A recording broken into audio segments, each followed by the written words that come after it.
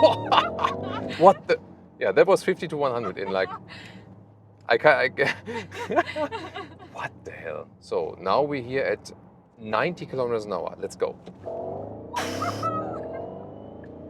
150, 170, 200, crazy, 220, 250, what the what? What? Everything you need to know about the upcoming new Porsche Cayenne. Also, what about the Porsche Macan combustion engine version and what's going on at Porsche.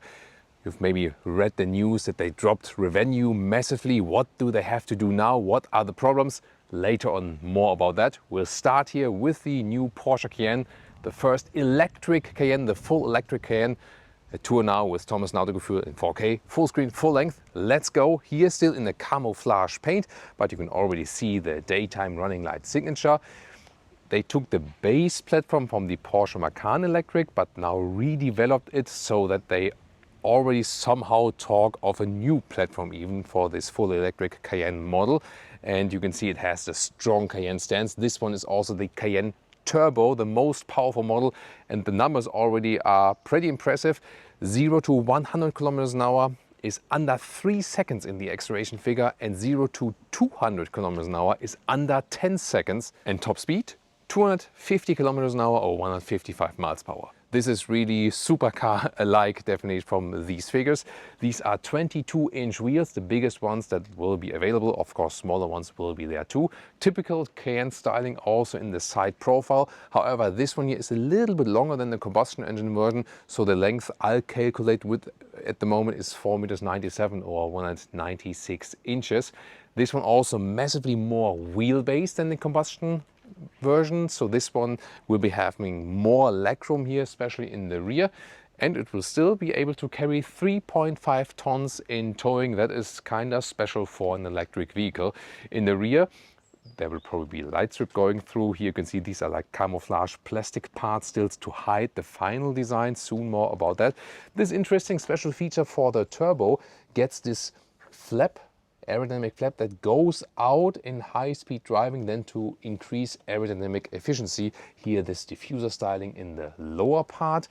And the battery size, very important, will be 108 kilowatt hours net, and it's of course a significant size. The WLTP figure, this official driving cycle for the EU, for this one here with this battery, which will be the only battery here, this 108 kilowatt hours. So this driving cycle figure is 600 kilometers. Real world driving range, also with more motorway share, will be probably more about like 500 kilometers, 300 miles. It depends. More in the city, less in high-speed motorway. However, one problem is the BMW iX3, which we'll also present to you in the final version.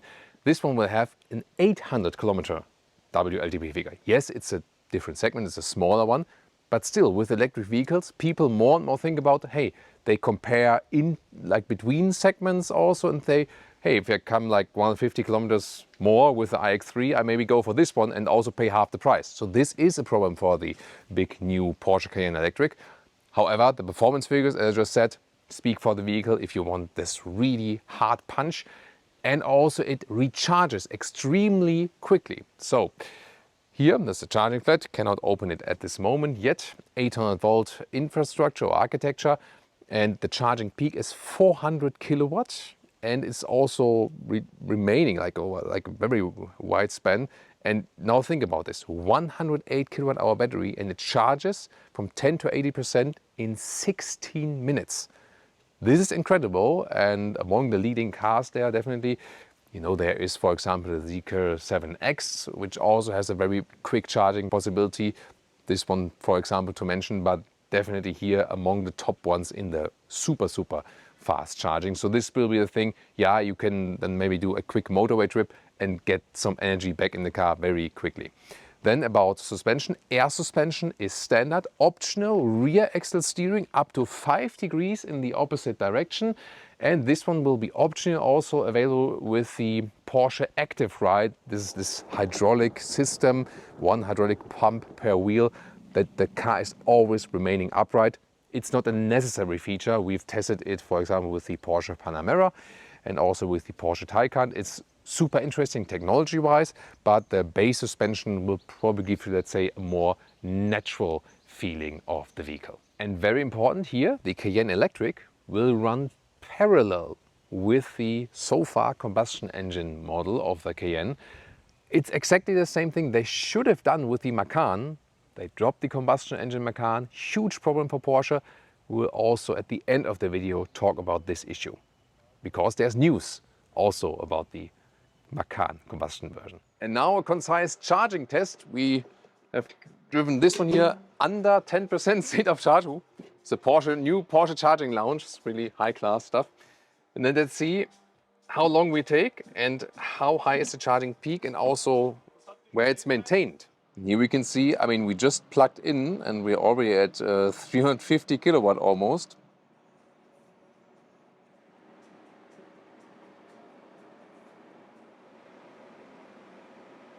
So the peak we just had briefly then was at about 388 kilowatt, and now at about around 50%, we're dropping a little bit to a little bit under 300 kilowatt. But the peak we just had it at about 45% was 388 kilowatt. But it's more important that this charging curve is being maintained over a long period of time. So here we took now 12 minutes from 8% to 71%. That's already impressive, and you can see here it still holds the kilowatt. And here we are still at around 200 kilowatt, 79%. We're waiting for the 80 and we started at 8%. So 8% to 80% will be our result for today. Let's see, should now jump to 80. Then let's see what time we scored. There we go. And under 15 minutes, so a little bit under 15 minutes, 8 to 80%. And also the charging curve here, peak was 388 kilowatt. Long plateau here, then it dropped to about 200, held it, and now we are dropping a little bit under 200 kilowatts. So yeah, this was really over delivery, so to speak. Let's go. Woo. That was the first 0 to 100 kilometers now with the Porsche Cayenne Electric, and this was not even launch control. So this was just slightly rolling start, but amateur. Maybe I have to check the time code again. It's crazy. You know why you would go for a turbo right now already. This vehicle here is equipped basically with everything: 22-inch wheels, rear axle steering, then the Porsche Active Ride. So that means it's not that the Cayenne would be tilting anyways with a normal suspension, but here with the active hydraulic system, it's really keeping everything straight at all times. It's another, it looks like another Porsche. Oh, and another one. So a lot of Porsche prototypes here, and it looks like there would also be a Cayenne Coupé coming, not only an SUV. Good to have seen these prototypes as well. And now we're here with 100 kilometers an hour, 60 miles an hour on the countryside road with the Porsche Active Ride, as I said, keeping it everything upright. Very direct steering input, as we know, and I mean, it drives like a Cayenne. So yes, you have the great power, and you also maybe hear it here in the Sport Plus mode, the sound emulation. There's maybe if you have some beeping sounds, it's like measuring technology in the back of this prototype vehicle. But the main focus here was also that it not only looks like a Cayenne, but it also drives like a Cayenne. The difference is, of course, yeah, you have the heavy battery in the center of the vehicle. On the one hand, it adds weight. On the other hand, it also keeps the center of gravity lower. So that's pro and con basically. But when you are in normal situations, you don't feel the extra weight. That would be maybe on the racetrack or when you're in very, very tight corners or something like that. In the Sport Plus mode, of course, suspension lower and stiffer as always. But at the same time, when the road is even, it's pretty nice. This active suspension also evens out everything, you know, no matter what's on the road. But we soon take a look at when we maybe have some bumps, how the 22-inch wheels behave. Oh, we can actually follow this Cayenne Coupé there. We could, but I think we have to drive here. So there we go.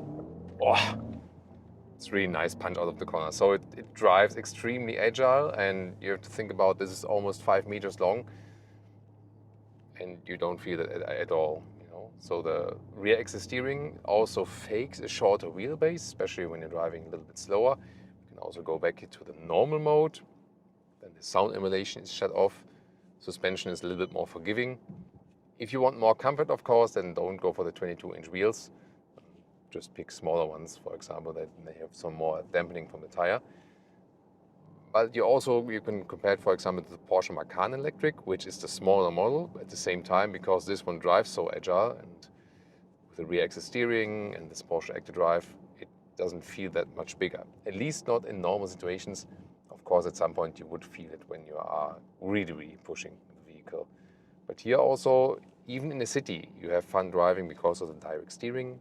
As here, every command is being transported to the road, just a small degree input. We also have the 12 o'clock marking here in this microfiber steering wheel.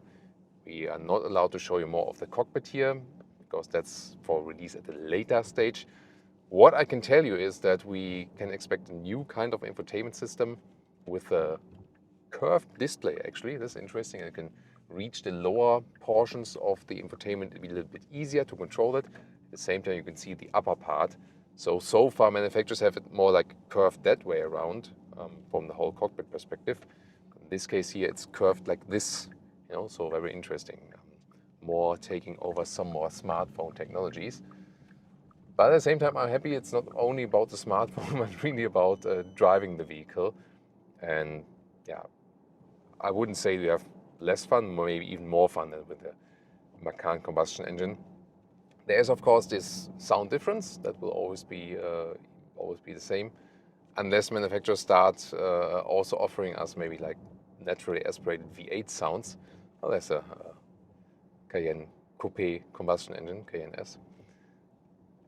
It's like set up here, We have certain display vehicles all around this course here. But even here, when it goes like some slalom, let's say in the city, especially with the active ride, you don't feel the car is moving at all. You can say that you maybe don't want that. With the Porsche Active Ride, the car feels, let's say, perfect. It's like maybe like in a computer game. If you want the car to behave a little bit more natural, that it does lean, let's say, a little bit, and you don't want this extra technology sophistication, you'll be also fine with the normal air suspension, which also is adaptive and lowers the vehicle at higher speeds, and it's more comfortable than in the normal mode, comfort mode, and then sport here again in the sport mode. And even here in the normal mode, you don't even need the sport mode. You have the power is just abundant, Leah is sitting in the back today, but she's still smiling. So she seems to be enjoying that, and that also speaks for the vehicle. We recently also had it with the BMW iX3 when we had the prototype drive there. Especially when you sit in the rear and then also in an electric vehicle, it's prone to getting sick, because of all the movements going and really extreme acceleration. But Leah is smiling all the time, so that's definitely speaking for the vehicle. This one has, by the way, also great recuperation possibilities, so up to, I think it was 600 kilowatt, and that means when I'm on the brake, it can almost gain everything back. That's of course good for going downhill to make it more efficient and so on. At 100 kilometers an hour, 60 miles an hour, by the way, it's also extremely silent, so good noise insulation. I just checked it before. It also has dual insulation, for example, or this extra lamination. Not sure how you can pick it up on camera. This Sport Plus mode, this sound emulation you have there. It feels a little bit combustion engine alike, a little bit, not extremely, but I would say the sound emulation is not so much spaceship alike, and I really like that. Not everything has to be like spaceship sounds in an electric vehicle. It is more into the combustion engine side, and here these countryside roads, you might say that's something for smaller sports cars, but yeah, I'm having so much fun with this one. So really enjoying the drive. This is really all about being driver's focused, although it is a very heavy and long and big vehicle. And I wouldn't say that I have more fun in the Macan EV. Maybe I have even more fun with this one. You know that the combustion engine Cayenne is also one of the very rare large SUVs, together probably with an Audi RSQ8, which is the very same platform, which are actually even fun to drive on the racetrack. And At least from what I experience here, the same should account also for this one. And extremely silent, once again, here at 120 kilometers an hour, so like 70 miles an hour, something like that. Also try different modes once again. Normal mode, you hear no emulation. Then you can more concentrate on the wind noises, which are not that present. Here at 150 kilometers an hour, it's extremely silent. I mean, it's an SUV, it stands more against the wind. Here also lane changes at higher speeds, really calm and collected. As nothing would happen, you know, the car stays completely upright. Even in normal mode, enough power, still something going, 160, 170. Wow. And extremely silent here. I feel it's even more silent than the Cayenne combustion engine version. So just from like, I mean, it's really high speed here now.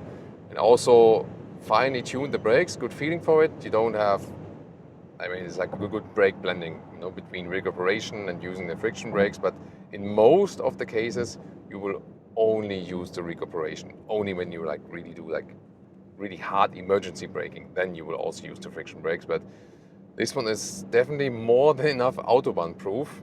So it is a good cruiser because you have also great comfort, but at the same time, it's also a quick Autobahn cruiser, so to speak.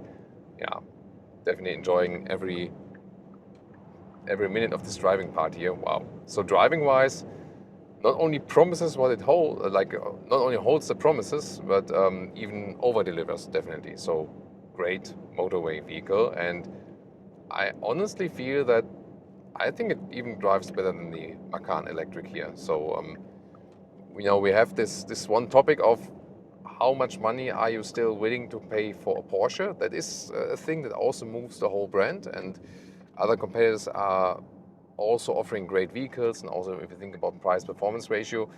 But in the driving part, yeah, there's hardly anything that can achieve that. And now after charging, we want to do one more Autobahn acceleration, because now when we have the full power, we can also put the full power to the German Autobahn. I just want to get safely on the middle lane and we can accelerate all out. So now we're here at 90 kilometers an hour. Let's go. 150, 170, 200, crazy, 220, 250, what the